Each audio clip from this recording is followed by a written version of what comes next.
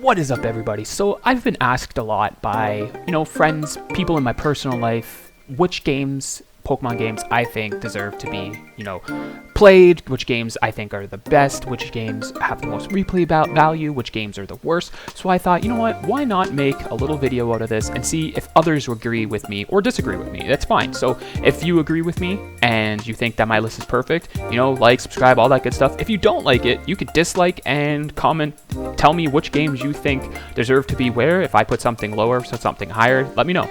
And if I do put your game, lower, please don't start World War III on this. We're different, different opinions on everything, right? This is my opinion. This is what I think, the games deserve to be placed. So start this off solid.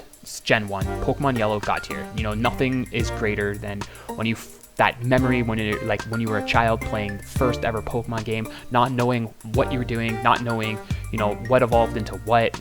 There was no internet, so we couldn't look to see how we min-max things. So, same thing with Blue and Red. Yellow I just put a little bit higher because, come on. It's just something different having your Pikachu follow you around. But honestly, straight God tier. They started the whole entire franchise of this, game that we all love. So definitely deserve that God tier status. Number one game in the entire franchise. Doesn't even matter. Might not have the greatest kind of, gameplay, but, just the little quirks that they added into the game, like getting a Nidoking at level 1, getting a level 1 Nidoking, in Viridian Forest. Just these little hidden mysteries. So next up, Gold and Silver. Also God tier. A lot of people were introduced to this game through these two. Crystal is over Gold and Silver though, because it's the two together. So these games, again, so much time spent playing them, so much time learning the new games, going through Bellsprout Tower. There was just a lot of fun stuff. The lore of the legendary dogs were just evolutions. There's just a legendary beasts, they're not dogs. But just a lot of stuff in this game that were just, again, we didn't know about. We never Googled it. We, didn't have a computer to Google things. So it was a lot of just exploring and learning things. So this also means that Heart Gold, Soul Silver are also up there. They're just remakes. So, they're up there too. They're God tier. Let's be honest here. So we'll start off with Next Generation 3. So Ruby and Sapphire. They're good tiers. I think these two. No, actually, sorry. No, they're awesome. Let's be honest here. They're awesome. They had some great gameplay. I loved it. Emerald though, God tier. Come on, God tier for Emerald. Just the two together.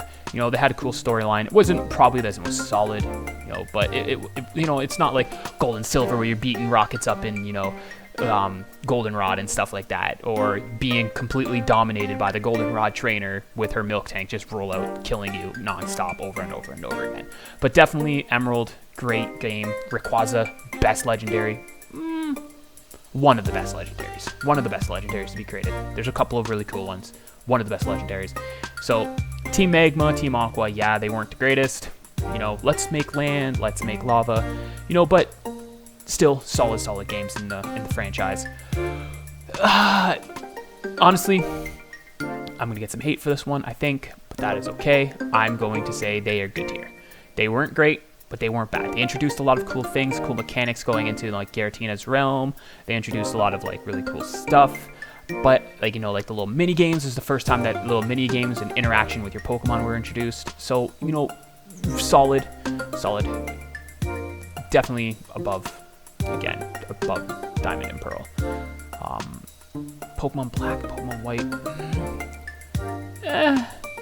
This is when I feel like some things people could say the franchise started getting those weird quirks and kind of going downhill. I think Mega Evolutions were kind of sweet, but at the same time, I missed the just traditional Pokemon battles. Didn't have to worry about Mega and all this other stuff.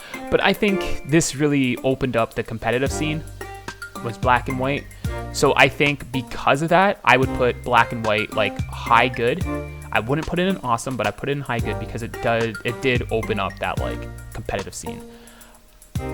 Black and White 2, it was good, but I don't know. Cynthia, having Cynthia as one of the hardest game champions to be in a game definitely is what's holding this up here, even in the good tier.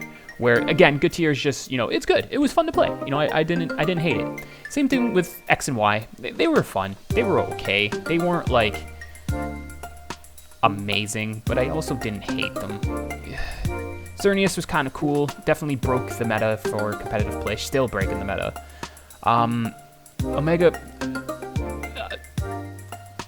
you know what? No. I'm going to put it good tier. So the reason why I'm putting this good tier is because the nostalgia of it is gone. We knew what to do. We knew what was happening. We kind of knew everything. They just polished it, made it look pretty.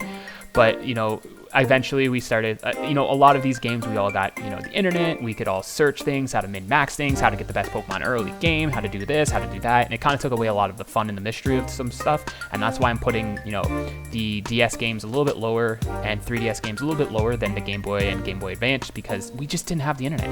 There's just, again, just, oh, it was just amazing. Mwah, perfect. Sun and Moon. Honestly, they were good. They were good. I think they had the least weird quirk. You know, Z-moves weren't crazy. They kind of got rid of the gym battles, which was kind of sucky, but you had the totems to Pokemon, so it was okay. I don't think the characters were as fun. I don't know. Maybe, too, I'm thinking about the anime, and the anime itself was kind of bad. I don't know. There's just, to me, I don't think it was great. I don't think it was bad. I think it was just good. Just right in the middle. Let's go, not great. Not great. I didn't like a lot of the way the game worked. You know, it's very Pokemon Go style. There's a lot of fun. You know, it kind of got you reminiscing about the old times, but just never hit that same mark. So I don't know. I don't think it was great. Forgot to put these up here. Fire Red and Leaf Green, God tier. Come on. God tier. Great games. Again, didn't have the internet. We didn't know what was going on. A lot of us did have some experience with Yellow and Red and Blue, so it, you know, we kind of knew what to expect, but it was fun. It was still fun. It's definitely fun. It was fun. Sword and Shield are kind of bad. Really held your hand. You know, every time you're about to do your rival battle, your like Hop was kind of meh. Every time you're about to do, you know, any sort of anything in the story, your Pokemon were healed. You know, Eternus was caught with one Pokeball. Like it just really held your hand, and it kind of sucked. The open world was meh. It was very like limited. It wasn't great. Brilliant Diamond and Shining Pearl, also kind of bad, very glitchy. And not the good glitch like, you know, Pokemon Gold and Silver, where you could duplicate your Pokemon 500 times and, you know, level everything out. Like the bad kind. It's glitchy. Meh. Pokemon Arceus, awesome. Pokemon Arceus was fun. I liked it. I don't think it's a god tier. I don't think it has the same replay value that a lot of these other ones do have, you know, going back and playing Emerald and going back and playing Silver and Gold and stuff like that. I think Arceus was cool. It opened up like a lot of potential for the Pokemon franchise, but just wasn't, I don't know, just wasn't great. Colosseum and Gale of Darkness, 100% amazing. GameCube games, amazing. Gale of Darkness was amazing. I don't know, I just thought it was sick that you could steal people's Pokemon. It just was cool. They were just fun games. Colosseum is just fun. They're just fun. Oh, it just makes me want to replay.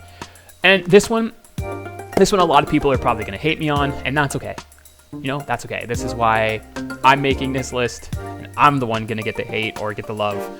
So we're putting Scarlet and Violet in awesome tier. You know, it really is something new. You know, a lot of people hate the fact that it's glitchy, and that's fine. It is glitchy, but the game itself is phenomenal. It has a lot of potential. I think at one point in time, like, it might overtake Arceus in terms of playability, replayability.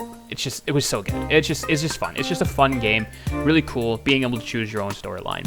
So if you guys agree with my list, let me know in the comments. If you don't agree with my list, you could dislike it and let me know in the comments and say, you know, this game belongs here, this game belongs here, and, you know, this is just my opinion. I hope you guys don't hate it too much. So, you know, everybody enjoy playing these games. Maybe go back, replay a couple of these old games, and just, you know, relive that childhood memory.